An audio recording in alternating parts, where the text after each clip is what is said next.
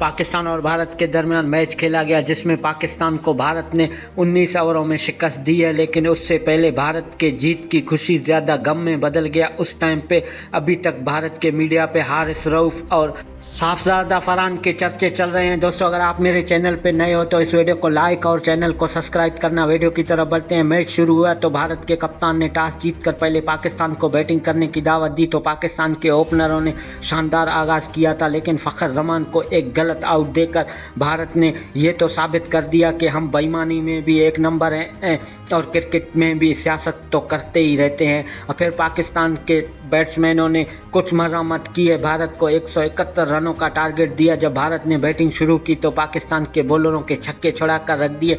तनाज़ा उस वक्त सामने आया जब हारिस रऊफ ग्राउंड के करीब फील्डिंग कर रहे थे। भारतीय शायकीन टूल कर रहे थे पाकिस्तानी बॉलर को। फिर उसके बाद हारिस रऊफ ने 6-0 का जैसे इशारा दिया तो भारत के मीडिया को और भारत के पूरे 124 करोड़ आवाम को जैसे मिर्चे लग गए हैं और भारत के जानिब से जीत को तो भारतीयों ने छोड़ दिया, लेकिन हारिस रऊफ को टूल करते रहे कि हारिस रऊफ ने ये क्या किया। लेकिन ये जो खेल भारत के कैप्टन ने पहले मैच में शुरू किया था, फिर पाकिस्तानी क्योंकि उसका इख्तिताम करेंगे। जब भारत कोई हरकत करता है तो भारत की जानिब से पहले हरकत शुरू होता है, फिर वो ख़त्म जाके पाकिस्तानी कर रहे हैं। अभी तो शुरू हुआ है, लेकिन आगे आगे देखो होता है।